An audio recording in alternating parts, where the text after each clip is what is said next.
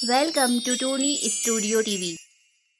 लक्की कबूतर एक गरीब किसान था। उस समय सर्दी का मौसम चल रहा था। ऐसे में एक दिन लक्की कबूतर की पत्नी सोना चिड़िया उससे कहती है, देखो जी, ठंड धीरे धीरे बढ़ रही है और हम लोगों के पास कोई गर्म कपड़ा भी नहीं है। आप आज कड़कनाथ सेठ के यहाँ से कुछ रुपए मांग कर ले आना, जिससे हम कुछ ऊनी कपड़े खरीद लेंगे। माँ जी के लिए भी इस बार ऊनी कपड़े लेने हैं। उनकी बुढ़ी हड्डियों में अब ये ठंड सहने की ज्यादा ताकत नहीं बची है। तुम जरूर सेठ के पास चले जाना, काम में भूल मत जाना। क्या कहूँ टुनटुनी, मेरे ऊपर सेठ का पुराना कर्ज है जिसे मैंने अभी तक नहीं चुकाया है। पता नहीं वो फिर से मुझे उधार देगा कि नहीं। तुम जाकर देखो तो सही। तुम सेठ को अपनी मजबूरी बताओ, वो हमारी मजबूरी पर तरस खाकर कुछ रुपए जरूर दे देंगे। तभी सोना चिड़िया की माँ टोनी वहाँ पर आती है। सोना बेटा, अब ये ठंड मुझसे बर्दाश्त नहीं होती। माँ जी, मैं अभी लकड़ियाँ जला देती हूँ। बेटा, तू कब तक लकड़ियाँ जलाती रहेगी? ऐसी ठंड में लकड़ियाँ जलने से पहले ही बुझी जा रही हैं। माँ जी, आप चिंता मत कीजिए, मैंने इन्हें सेठ कड़कनाथ के पास भेजा है। वो जरूर कुछ रुपए लेकर आएंगे, तब मैं आपके लिए गर्म कपड़े खरीद दूंगी। उधर लक्की कबूतर सेठ कड़कनाथ के पास जाता है। क्यों रे टुन्नू, बहुत दिनों बाद आना हुआ। चल बता, तू मेरे पैसे कब वापस कर रहा है? वो सेठ जी, इस बार मुझे फसल में नुकसान ही नुकसान हुआ है, इसलिए मैं आपका उधार नहीं चुका पाया। तुम गरीबों को पैसे दे दो, तुम तो उसे अपने बाप का माल समझने लगते हो। उधार चुकाने का तुम लोगों को ध्यान ही नहीं रहता। इस बार अगर फसल अच्छी हो जाएगी तो मैं जरूर आपका कर्ज चुका दूंगा। सेठ जी, मुझे थोड़ा और कर्ज चाहिए, मुझे अपनी माँ के लिए गर्म कपड़े खरीदने हैं। सेठ जी। सेठ लक्की कबूतर को पैसे देने से मना कर देता है। निराश मन से लक्की कबूतर घर आता है। आप आ गए जी, क्या हुआ, पैसे मिले? नहीं सोना, सेठ ने पैसे देने से मना कर दिया। पता नहीं ये जाड़े की रात कैसे कटेगी। फटी हुई कंबल से माँ जी को ठंड लगती है। आप एक काम कीजिए, जाइए कुछ लकड़ियाँ जंगल से चुन कर लाइए। हाँ, मैं अभी चुनकर लाता हूँ। लक्की कबूतर जंगल लकड़ियाँ चुनने चला जाता है। सेठ कड़कनाथ अपने गुंडों के साथ लक्की कबूतर के घर पहुँचता है। अरे सेठ जी, आप यहाँ, क्या बात है? मुझे तुझसे कोई बात नहीं करनी, जा अपने पति को बुला ला। लेकिन सेठ जी, वो तो जंगल लकड़ियाँ लाने गए हैं। आप मुझे बताइए, क्या बात है? मैं अपना उधार लेने आया हूँ। तू अभी के अभी मेरा उधार वापस कर, नहीं तो मैं तुझे और तेरे परिवार को इस घर से निकाल दूंगा। सेठ जी, ऐसा अन्याय मत कीजिए। हम लोगों के पास इस ठंड में रहने के लिए और कोई जगह नहीं है और मेरी माँ जी भी बीमार है। आप हम गरीबों पर तरस खाइए। तेरी माँ बीमार है तो मैं क्या करूँ? इस ठंड में मरती है तो मर जाए, मुझे तो बस अपने पैसे चाहिए। तू अभी के अभी निकल इस घर से। सेठ जी, थोड़ी देर और रुक जाइए, मेरे पति को आ जाने दीजिए। हम लोगों को इस घर से मत निकालिए। सेठ सोना चिड़िया की एक नहीं सुनता और सबको घर से बाहर निकाल देता है और घर में ताला लगा देता है। टोनी ठंड बर्दाश्त नहीं कर पाती और इस ठंड में उसकी मौत हो जाती है। माँ जी, क्या हो गया है आपको? उठिए माँ जी, देखिए लक्की जी आपके लिए लकड़ियाँ लेने गई हैं, अभी आ रही होंगी। माँ जी, माँ जी उठिए। सोना के बार बार उठाने पर भी टोनी नहीं उठती, क्योंकि वह मर चुकी थी। तब भी लक्की कबूतर लकड़ियाँ लेकर वहाँ आता है। वो सोना को किसी तरह संभालता है। इस ठंड ने सोना के सिर से उसकी माँ का साया छीन लिया। तब एक आवाज आती है, नहीं छोड़ूंगी मैं तुम दोनों को जिंदा, नहीं छोड़ूंगी, मैं तुम्हें मार दूंगी। आवाज के साथ ही वहाँ एक भूतिया चिड़िया प्रकट हो जाती है और टोनी कुएं के एक तरफ बेहोश पड़ी थी। भूतिया चिड़िया, मैं टोनी की माँ सोना चिड़िया हूँ। तुम्हारी हिम्मत कैसे हुई मेरी बेटी को परेशान करने की? Welcome to Tony studio TV. अत्याचारी मामी और भूतिया चिड़िया।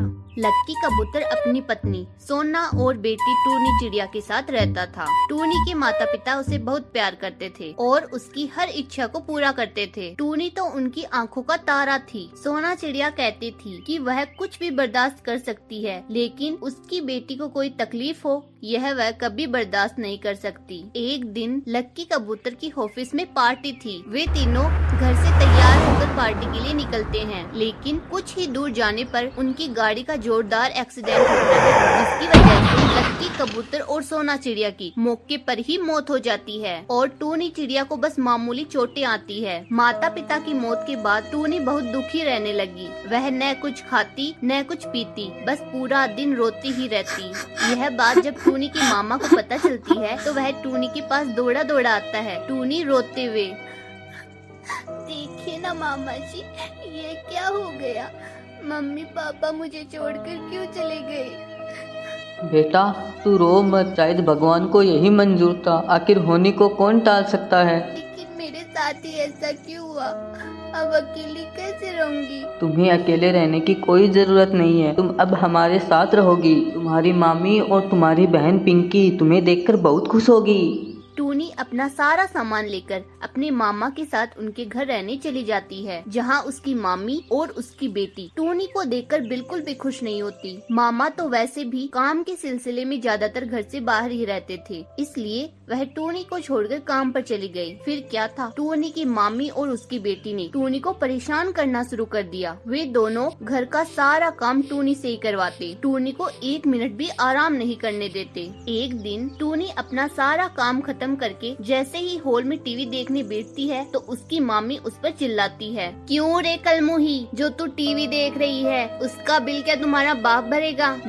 जाकर बर्तन धो। टूनी डरते डरते, लेकिन मामी जी मैंने अभी सारे बर्तन धोए हैं। करमजली, मेरा ही खाना खाकर मुझसे ही जबान लड़ाती है। चल धुले हुए बर्तनों को दोबारा जाकर धो। इस तरह टूनी की मामी उस पर बहुत अत्याचार करती, धुले हुए बर्तन और धुले हुए कपड़ों को दोबारा धुलाती। टूनी की मामी टूनी से रोज कुएं से पानी भरवाती। एक दिन बेचारी मासूम टूनी जैसे तैसे घड़े को सिर पर रखकर पानी लाती है, लेकिन टूनी की मामेरी बहन अपनी माँ से बोलती है, माँ इस टूनी ने इस पानी में हाथ डाला था, मैंने खुद अपनी आँखों से देखा था। इतना सुनते ही मामी गुस्से से तिलमिला उठती है। वह टूनी को खूब मारती है और उससे बोलती है, क्या अब हमारे इतने बुरे दिन आ गए हैं जो तुम जैसी मनहूस का हाथ डाला हुआ पानी पिए? जा और दूसरा साफ पानी भरकर ला। टूनी रोते रोते जाती है और मन ही मन सोचती है, मम्मी पापा आप कहाँ हो? मामी मुझे बहुत परेशान कर रही है। टूनी की मामी टूनी को खाने के नाम पर बस बासी रोटी ही देती थी, और जब भी टूनी के मामा घर पर आते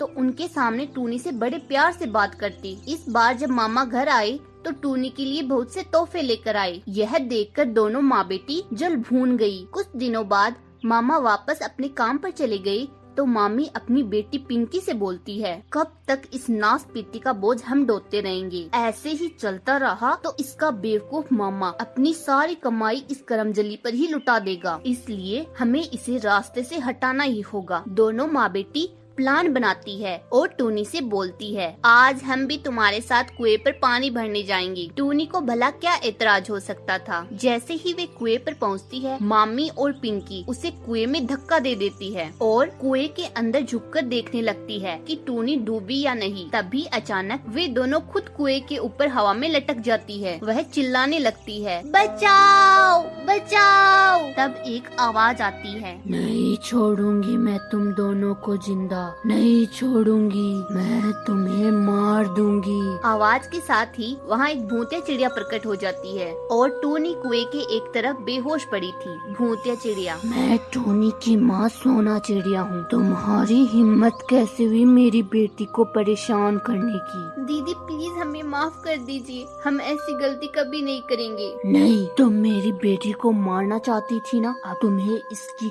कीमत अपनी जान देकर चुकानी पड़ेगी। दीदी ऐसा मत कीजिए, मैं आपके आगे हाथ जोड़ती हूँ, हमें नीचे उतार दीजिए। मैं अपनी बेटी की कसम खाती हूँ, टूनी को अपनी बेटी बनाकर रखूंगी। हाँ बुआ जी, मैं भी टूनी को अपनी बहन की तरह रखूंगी। तभी वहाँ एक छड़ी आती है और दोनों की बहुत पिटाई करती है। आशा करती हूँ तुम्हें तुम्हारा सबक मिल गया होगा।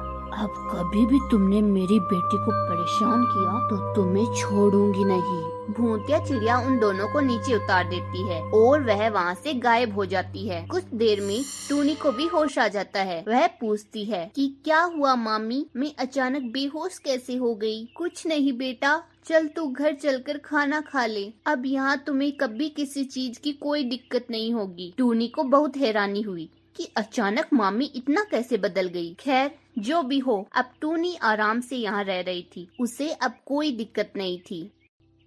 हमारी वीडियो का कौन सा पार्ट आपको अच्छा लगा कमेंट करके बताइए, और हाँ वीडियो अच्छी लगी हो तो इसे लाइक करें, शेयर करें और हमारे चैनल को जरूर सब्सक्राइब करें। Thanks for watching.